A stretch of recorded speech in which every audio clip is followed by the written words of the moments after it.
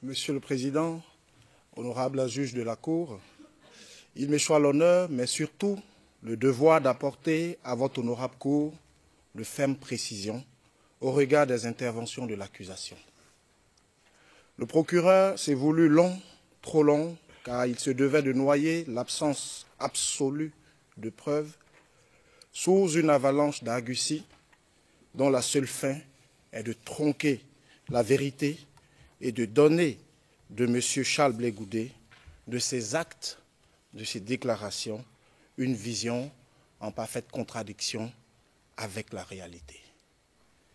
Monsieur le Président, Madame, Messieurs les juges, nous sommes bien forcés de constater que dans le cas qui nous occupe, l'accusation a pratiqué le droit comme d'aucuns, dans les temps anciens, pratiquaient le latinitas culinaria, autrement dit, le latin de cuisine. Car, tout comme le latin de cuisine, que Wikipédia et d'autres dictionnaires définissent admirablement, la démonstration apparemment juridique du procureur, et je cite, sort des usages et normes académiques. Car encore, tout comme le latin de cuisine, son apparente démonstration, et je cite à nouveau, se présente sous deux genres. L'un, en mauvaise part, involontaire ou dû à l'ignorance, l'inexpérience ou la témérité. L'autre, en bonne part, volontaire, fréquemment produit en vue du jeu, de l'effet comique, de la farce ou de la facétie, où l'on peut louer l'ingéniosité de l'auteur.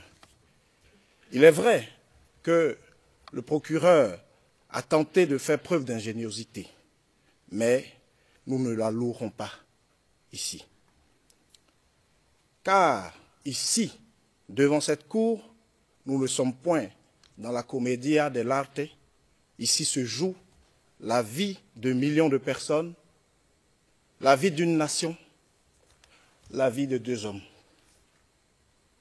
Nous ne pouvons donc laisser la farce ou l'ignorance l'emporter sur la vérité, tant les interventions de l'accusation laissent apparaître une prise de liberté inacceptable avec cette vérité.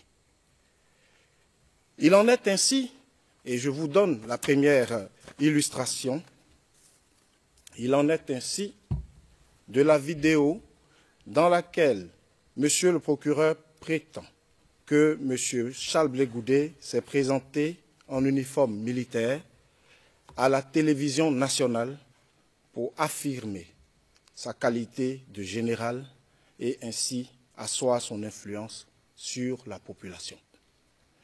Avant tout, il échait de préciser que cet élément filmé remonte à la période consécutive à l'attaque rebelle de septembre 2002 et non à la crise post-électorale.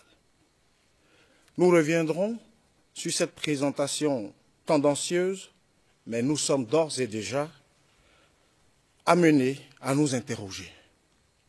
Pourquoi le procureur présente-t-il une vidéo de la RTI, la radio-télévision ivoirienne, en blanc et noir? Qui connaît la Côte d'Ivoire n'ignore que la RTI diffuse depuis des décennies ses programmes en couleur. Alors, pourquoi cette présentation en noir et blanc par le procureur? Il faudra bien, dans le cours de ce procès, que le procureur nous dise quelle est la couleur d'origine du document qu'il a présenté. Il faudra bien qu'il nous dise s'il a reçu le document tel qu'il a présenté, et sinon, d'où il a obtenu pour nous le présenter comme tel.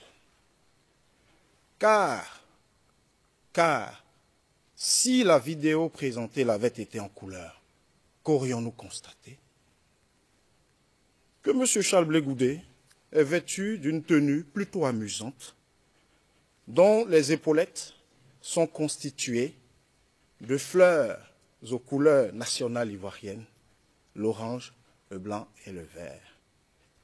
Que le chapeau qu'il arbore se présente comme un genre de chapeau melon avec quelques ornements folklorique, notamment des fleurs, et non pas une coiffe militaire. En somme, on constaterait que Charles Blé Goudé est vêtu d'une tenue d'opérette dont on ne peut déduire, absolument pas déduire, aucune posture belliqueuse, militaire ou militariste. Il s'agit ici d'une simple parodie de tenue militaire, comme pour dire que contrairement à ceux qui avaient attaqué la Côte d'Ivoire, lui ne se prenait pas pour un soldat car il avait juste sa parole et ses mains nues, à l'image de son uniforme dénué de tout symbole militaire.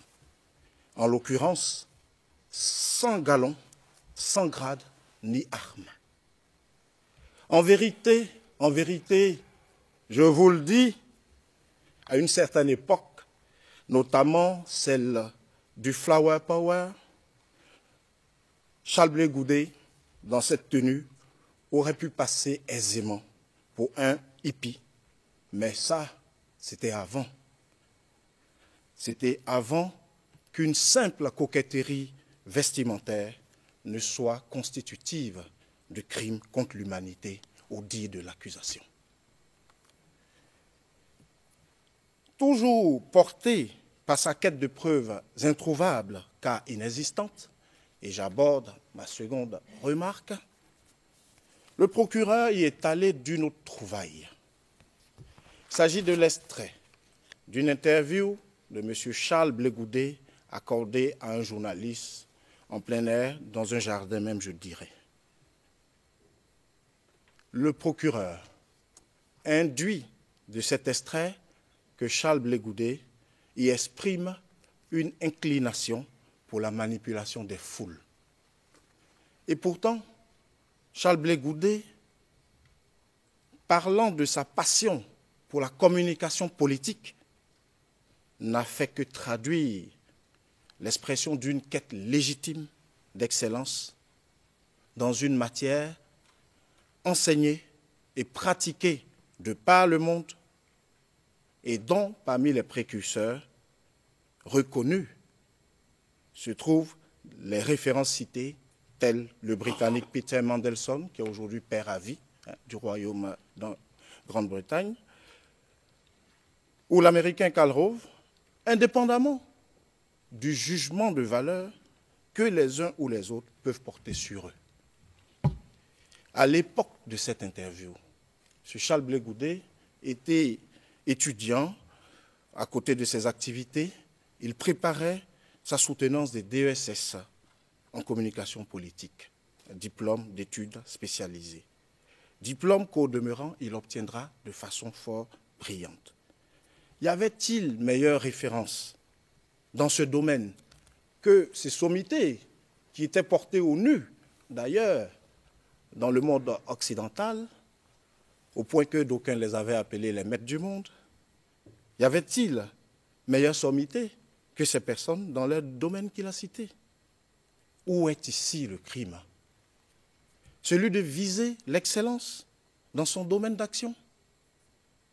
Celui d'être un homme qui veut positivement marquer son temps et ses concitoyens?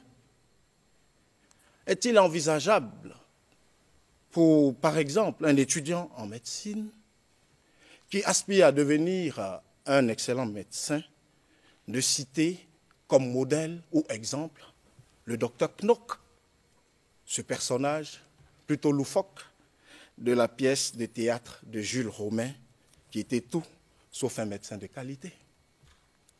Finalement, vu que Charles Blé Goudé entend parfaire sa formation, je crains qu'il ne reste plus au procureur qu'à faire un autodafé de tous les ouvrages relatifs à la communication politique pour l'empêcher de persévérer dans cette voie. Monsieur le Président, Mesdames et Messieurs de la Cour, notre ultime précision portera sur une vidéo que le procureur vous a présentée ici. Dans cette vidéo, un individu qui n'est pas Charles Blé Goudé, a prononcé la phrase suivante. À chaque Ivoirien, son français. Si ma mémoire est certaine, à l'entame de ce procès, le procureur a posé un postulat. Nous sommes là pour juger deux individus, M. Laurent Gbagbo et M. Charles Blé Goudé, et non un pays ou un groupe. Comment le procureur peut-il alors attribuer à Charles Blé Goudé des propos tenus par une tierce personne? La personne qui tient ce discours est-elle Charles Blé Goudé? Non. Voilà comment l'accusation se dit et se dédie. Il n'y a que par la magie du procureur que Charles Blé Goudé, jouissant d'un don d'ubiquité, peut se voir attribuer la paternité et la responsabilité de l'expression à chacun son français, quand bien même il y est étranger. Il fallait pour le procureur que M. Charles Blé Goudé soit son Deus ex machina. Au moins cette tentative avortée du procureur a du bon. Enfin, le procureur avoue devant le monde entier que Charles Blé Goudé n'est pas l'auteur de la fameuse phrase « à chacun son français ». Et pourtant, que d'avanie, que de préjudice, que de tort subi par ce monsieur, Charles Blé Goudé, pour un fait, pour un acte qui ne lui est en rien imputable. Oui, il n'y a que par la magie de l'accusation que Charles Blé Goudé peut également se transformer en porte-parole du président Laurent Gbagbo. Et pourtant, M. Gbagbo avait pour porte-parole Feu Désiré Tagro et M. Gervais Koulibaly, qui lui vit encore en Côte d'Ivoire. Mesdames et messieurs de la Cour, que retenir de cette énième tentative de tronquer les faits? On retiendra que le procureur, en violation de sa propre parole, vous demande de juger M. Charles Blé Goudé pour ce qu'il n'a pas été et pour ce qu'il n'a pas dit, en somme, pour ce que d'autres ont fait ou dit ou fait, pour ce que d'autres ont dit ou fait. Ainsi, le procureur tente-t-il de nous entraîner dans un monde, dans son monde à lui, où l'absurde règne en maître. Ce monde imaginaire, construit par le procureur à coups de calembredène, je l'appelle l'absurdie. L'absurdie, ce territoire de l'imaginaire juridique où le noir peut devenir blanc, le blanc devenir le rouge, et le rouge dans le même temps se muer en noir. Voici pourquoi, Monsieur le Président, Mesdames et Messieurs de la Cour, par la présente réplique, nous entendons ramener la cause qui nous occupe dans un monde qu'elle n'aurait jamais dû quitter, celui de la vérité et de la justice. Ce monde, cet endroit, c'est ici devant vous, ici dans le temple de Thémis, ici à la Cour pénale internationale, notre cour à tous, car le temps est venu pour l'accusation de quitter le domaine de l'art divinatoire pour se soumettre enfin à l'empire de la vérité, de la justice, en un mot, à l'empire du droit. Je vous remercie, j'ai dit. Thank you. Le juge président, merci. Maître Knops. Maître Knops.